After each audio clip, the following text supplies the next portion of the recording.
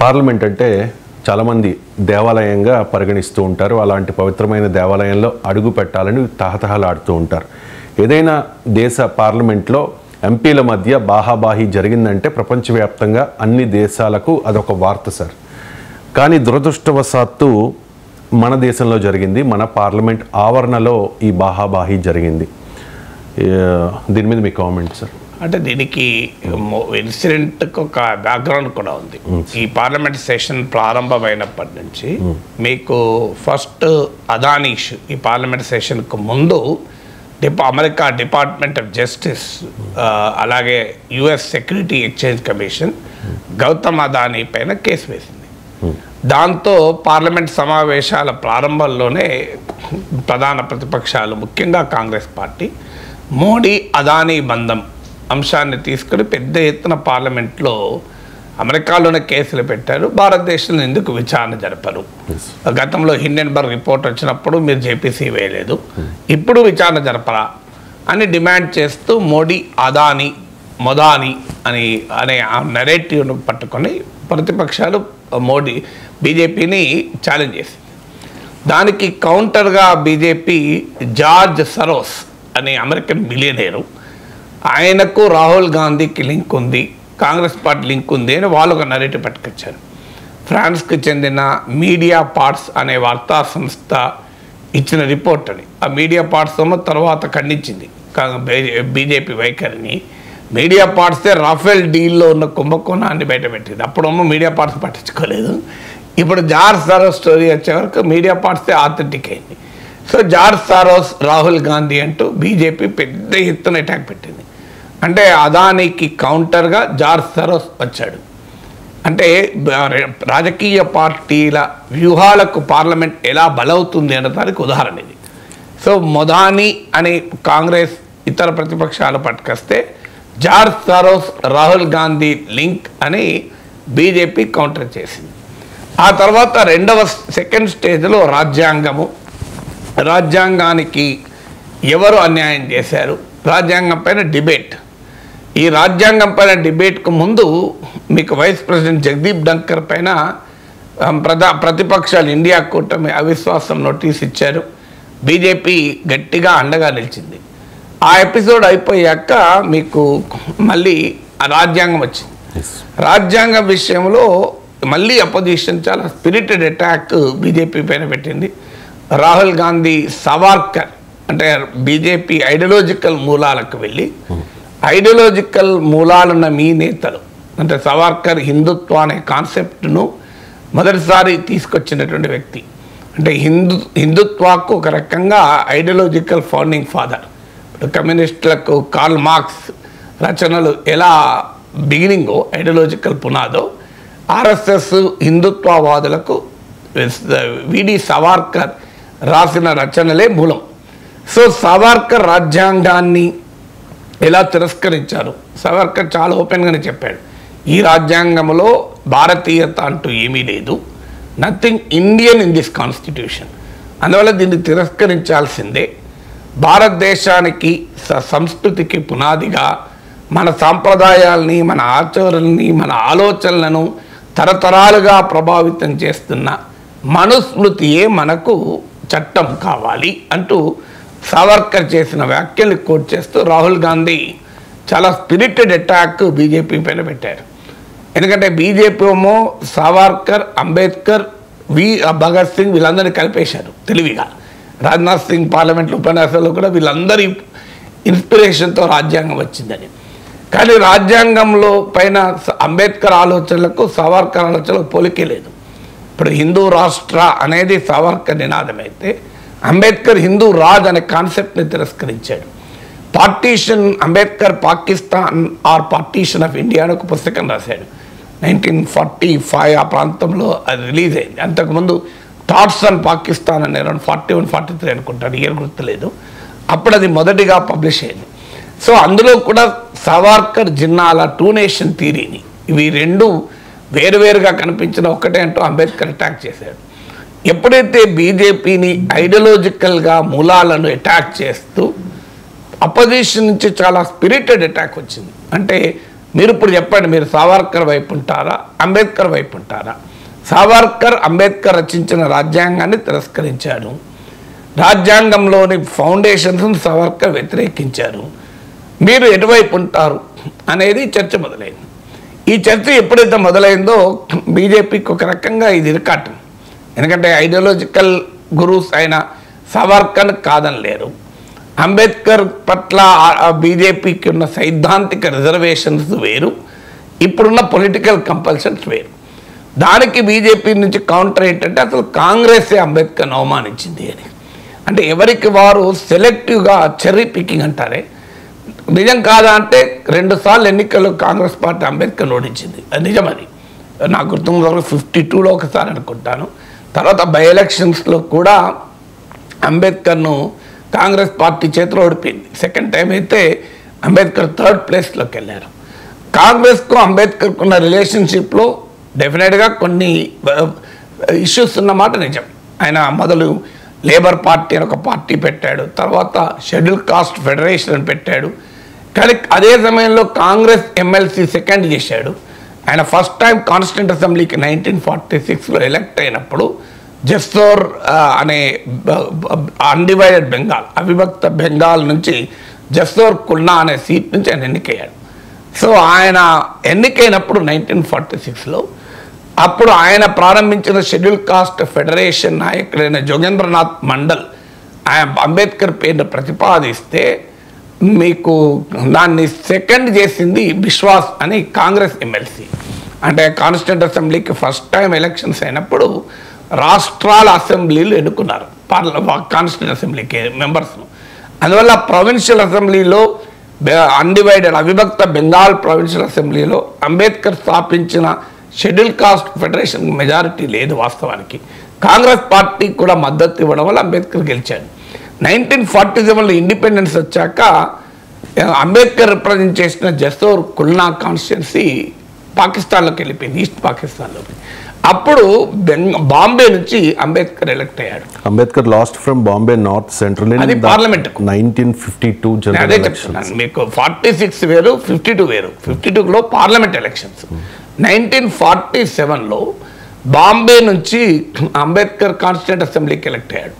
అంటే కాన్స్టిట్యూంట్ అసెంబ్లీకి అంబేద్కర్ ఎలక్ట్ కావడంలో కాంగ్రెస్ మద్దతు ఉంది. తర్వాత 52లో పార్లమెంట్ కాంగ్రెస్ పార్టీ చేతులు ఓడిపోయాడు. 52లోనే కాదు, తర్వాత జరిగిన బై ఎలక్షన్లో కూడా ఓడిపోయాడు. నేను ఇంతకుముందు చెప్పింది అదే. బై ఎలక్షన్లో 3rd ప్లేస్కి వెళ్ళాడు నాకు గుర్తున్నంత వరకు. అంటే ఇప్పుడు మోడీ తెలివిగా ఏం చేశాడు, పార్లమెంట్కు పోటీ చేసినప్పుడు అంబేద్కర్ కాంగ్రెస్ చేతిలో ఓడిపోయిన అంశాన్ని మోడీ హైలైట్ చేశారు. సో అంబేద్కర్ కాన్స్టిట్యూంట్ అసెంబ్లీకి కాంగ్రెస్ మద్దతు లేకుండా గెలిచేవాడు కాదు. జవహర్లాల్ నెహ్రూ కోరిక మేరకే ఆయన నెహ్రూ క్యాబినెట్లో చేరాడు. గాంధీజీ సూచన మేరకు నెహ్రూ క్యాబినెట్లో చేరాడు. అంబేద్కర్ను వ్యతిరేకించడం వల్ల సర్దార్ వల్లభాయ్ పటేల్ ఉన్నాడు. సర్దార్ వల్లభాయ్ పటేల్ బీజేపీకి ఇప్పుడు ఆరాధ్యుడు. అంటే కాంగ్రెస్లో ఉన్న మితవాదులు వ్యతిరేకించారు, కాంగ్రెస్లో ఉన్న ప్రోగ్రెసివ్ సెక్షన్ సమర్థించారు అంబేద్కర్ను. సో ఇలా హిస్టరీలో కాంగ్రెస్కు అంబేద్కర్కు ఉన్న రిలేషన్షిప్లో తనకు అనుకూలమైన పాయింట్స్ను మోడీ తీసుకున్నాడు, బీజేపీ తీసుకుంది. తీసుకొని అంబేద్కర్ను మీరు వ్యతిరేకించారంటే మీరు వ్యతిరేకించారని. కానీ హిస్టారికల్గా తీసుకున్నప్పుడు అనేక అంశాల్లో ఐడియాలజికల్గా అంబేద్కర్ను బీజేపీ వ్యతిరేకించింది. మీకు ఉదాహరణకు అంబేద్కర్ నెహ్రూ క్యాబినెట్ నుంచి రాజీనామా దేనికి చేశాడు, హిందూ కోడ్ బిల్లు అమలు కానందుకు చేశాడు. హిందూ కోడ్ బిల్లును వ్యతిరేకించిన వాళ్ళు బీజేపీ పూర్వ రూపమైన భారతీయ జనసంఘ్ ఉంది. బీజేపీకి చాలా ఆదరణీయ నాయకుడు, అత్యంత గౌరవించే నాయకుడు శ్యామప్రసాద్ ముఖర్జీ హిందూ కోడ్ బిల్లును అంబేద్కర్ ప్రతిపాదించిన బిల్లును వ్యతిరేకించారు. అలాగే మీకు అరుణ్ శౌరి అయితే వర్షిపింగ్ ఫాల్స్ గాడ్స్ అని 1997లో పుస్తకమే రాశాడు. అరుణ్ శౌరి వాజ్పేయి ప్రభుత్వంలో మంత్రిగా కూడా ఉండే బీజేపీ ఆయన రాజ్యసభకు ఎలక్ట్ చేసుకున్నది. అందువల్ల అంబేద్కర్కు బీజేపీకి సంఘ్ పరివార్కు ఉన్న ఐడియాలజికల్ వ్యతిరేకతనేమో బీజేపీ ప్రత్యర్థులు పార్లమెంట్లో రాజ్యాంగ డిబేట్ సందర్భంగా తీసుకొచ్చారు. అంబేద్కర్కు కాంగ్రెస్కు మధ్య హిస్టరీలో ఉన్న రిలేషన్షిప్లో ఉన్న తనకు అనుకూల పాయింట్స్లోమో బీజేపీ తీసుకొచ్చింది. ఇది అయిపోయాక ఈ డిబేట్లో అమిత్ షా ఒక వ్యాఖ్య చేశారు, మనం కూడా మాట్లాడుకున్నాం. అమిత్ షా అంబేద్కర్ అనడం ఫ్యాషన్ అయిపోయింది అని చాలా క్యాజువల్గా, సాధారణంగా అంబేద్కర్ ప్రస్తావన వచ్చినప్పుడల్లా ఎవరైనా చాలా గౌరవంగా చాలా రెస్పెక్ట్ఫుల్గా మాట్లాడతారు. కానీ అమిత్ షా వ్యాఖ్యానించేటప్పుడు అంబేద్కర్ అంబేద్కర్ అంబేద్కర్ అని ఫ్యాషన్ అయిపోయింది. ఇదే పేరు దేవుని కనుక తెలిసి ఉంటే స్వర్గం వచ్చేది అన్నాడు. దాంతో బీజేపీ ప్రత్యర్థులకు ఆయుధమైంది. ఎందుకంటే అమిత్ షాకు భగవంతుని మీద ఎంత భక్తి ఉందో అంబేద్కర్ పైన భగవంతుని కన్నా ఎక్కువ భక్తి ఉంది చాలామందికి. అందువల్ల మాకు భగవంతుడు అంబేద్కరే, మాకు అంబేద్కర్లోనే మేము దేవుడిని చూసుకుంటామంటూ అటాక్ మొదలైంది. అమిత్ షా అటాక్ ఎప్పుడైతే మొదలైందో, అమిత్ షా అటాక్ ఎక్కడి దాకా పోయిందంటే నితీష్ కుమార్ చంద్రబాబు నాయుడులకు లేఖ కూడా రాశారు. ఇవాళ కూడా మీకు పేజ్ 1లో వచ్చింది చూడండి. సో నితీష్ కుమార్ చంద్రబాబు నాయుడు ప్రశ్నిస్తూ మీరు అమిత్ షా వ్యాఖ్యలపైన మీ స్టాండ్ ఏంటి అని. సో అమిత్ షా వ్యాఖ్యలపైన పార్లమెంట్ లోపల బయట జరిగిన రగడ అమిత్ షాను బీజేపీని ఎన్డీఏను డిఫెన్స్లో పడేసింది. ఆ తర్వాత అమిత్ షా ఇష్యూ పైనే పార్లమెంట్ ఆ బయట కూడా నిరసన వ్యక్తం చేశారు. ఆ ప్రాసెస్లో జరిగినటువంటి ఇన్సిడెంట్ బహాబాహి. ఈ బహాబాహికి ఉన్న హిస్టారికల్ నేపథ్యం అది. అంటే ఒక అంశం తీసుకొని పార్లమెంట్లో ఒక రాజకీయ పక్షము ఒక నరేటివ్ బిల్డ్ చేస్తుంటే దానికి కౌంటర్గా మరో రాజకీయ పక్షము కౌంటర్ మానూవరింగ్ అంటారు, కౌంటర్ విన్యాసాలతో తమకు రాజకీయంగా ఒక నరేటివ్ బిల్డ్ చేయడం. అంటే it's essentially parliament has become a forum for political strategies. రాజకీయ ప్రతివ్యూహాలకు పార్లమెంట్ వేదికైంది. ఆ వేదిక కావడమే ఆఖరికి ఫిజికల్గా ఎవరికోరు తోసుకున్నారు. ఇప్పుడు 2 పోలీస్ స్టేషన్లో కేసులు పెట్టారు, 2 కూడా పెట్టారు. మరి పోలీసు నిజంగానే పార్లమెంట్ లోపల జరిగిన దానికి పోలీసు రియాక్ట్ అవుతుందా అనేది చూడాలి. సో ఒకరి మీద ఒకరు కేసు పెట్టారు. ఇప్పుడు ఏకంగా రాహుల్ గాంధీ ఉమెన్ ఎంపీలు అవమానించారంటూ బీజేపీ వారి ఆరోపణ. ఎందుకంటే రాహుల్ గాంధీని టార్గెట్ చేయాలన్నది వాళ్ళ ఉద్దేశం. సో ఇలా ఒకరి మీద ఒకరు చేస్తున్నారు. ఈ ప్రాసెస్లో ఏమవుతుంది, దేశం ఎదుర్కొనే కీలక సమస్యలు, రూపాయి విలువ ఘోరంగా 85 రూపీస్ పర్ డాలర్ పతనమైంది. 5 to 20% అన్ని వస్తువుల ధరలు పెరగబోతున్నాయి. మీరు రాసి పెట్టుకొని నెక్స్ట్ 2-3 monthsలో అన్ని రకాల రిటైల్ వస్తువులు, మీరు కాఫీ టీ నుంచి మొదలుకొని అన్ని, కాఫీ ఆల్రెడీ భారీగా పెరిగింది, చాక్లెట్ ధరలు పెరగబోతున్నాయి. ఎందుకంటే కోకో ప్రైసెస్ కనీవిని ఎరగని రీతికి వెళ్ళిపోయినాయి. $11,900 per ton, $11,900 per ton. ఎందుకంటే కోకో అనేది చాక్లెట్లో ఒక important main raw material. West ఆఫ్రికాలో కోకో పండుతుంది, అక్కడ కోకో క్రాప్ దెబ్బతిన్నది. ఇలా అనేక రకాల ఫుడ్ ఇన్ఫ్లేషన్ 9% చేరుకుంది. సో మీకు ప్రైవేట్ కన్సంప్షన్ అంటారు, అంటే ప్రజలు వినిమయం చేసే వస్తువుల సేవలపైన చేసే ఖర్చు తగ్గిపోయింది. ఫలితంగా జీడిపి దెబ్బతిన్నది, 5.4% పడిపోయింది. ఎందుకంటే ప్రైవేట్ కన్సంప్షన్ ఎక్స్పెండిచర్ జీడిపిలో 60% వెయిటేజ్ ఉంటుంది. సో ఇలా ఒక సీరియస్ ఎకనామిక్ ఇష్యూస్, జమిలీ ఎన్నికలు, దాని రాజకీయ ప్రభావాలు, ఇవన్నీ అనేక అంశాలు పక్కకు పోయి రాజకీయ పార్టీల ప్రతివ్యూహాలకు పార్లమెంట్ వేదికలు అవుతుంటే ఎవరికి కావలసిన నరేటివ్ వాళ్ళు బిల్లు చేసే క్రమంలో జరిగిన ఇన్సిడెంట్. సో అందువల్ల దీంట్లో పార్లమెంట్లో బాహాబాహి ఇట్లా కొట్టుకుంటారా అనే దానికన్నా దానికి వెనకాలన్న ఎసెన్స్ ఏంటి, దానికి వెనకాలన్న బ్యాక్డ్రాప్ ఏంటి అనేది మనకు అర్థం కావాలి. దేశ ప్రతిష్టకు గౌరవానికి సంబంధించిన అంశం కూడా కదా సార్ ఇది. దేశంలో చాలా దేశాలు, అదేమి ప్రపంచంలో అనేక ప్రతిష్టాత్మక దేశాలుగా చెప్పుకునే దేశాల పార్లమెంట్లో కూడా కొట్టుకుంటారు. అదేమి మన దేశంలో మనం ఏమి తగ్గించుకొని నేనే సమర్థించడం లేదు, ఎవరమో సమర్థించం. నీకు ఇప్పుడే కాదు, కెచ్చల మల్లారెడ్డి ప్రఖ్యాత కవి, ఆయన వ్యంగ్య కవితలు ఫేమస్ ఆయన. సో తెలుగు నాట భక్తి రసము తెప్పలుగా మారుతున్నది, డ్రైనేజీ స్కీము లేక డేంజర్గా మారుతున్నది అని వ్యంగ్య కవితలు రాసినటువంటి గజ్జల మల్లారెడ్డి. గుర్తునే ఉంటుంది, ఈనాడులో అక్షంతలు అనే కాలం రాసేవాడు. తర్వాత ఆయన సంపాదకులు ఉన్నాడు.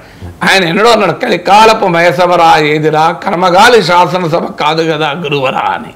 కలికాలపు మహసభ ఏదిరా, కర్మగాలి శాసనసభ కాదు కదా గురువరా అన్నాడు. శాసనసభ అంటే అసెంబ్లీ కావాలని లేదు, పార్లమెంట్ కూడా శాసనసభే కదా.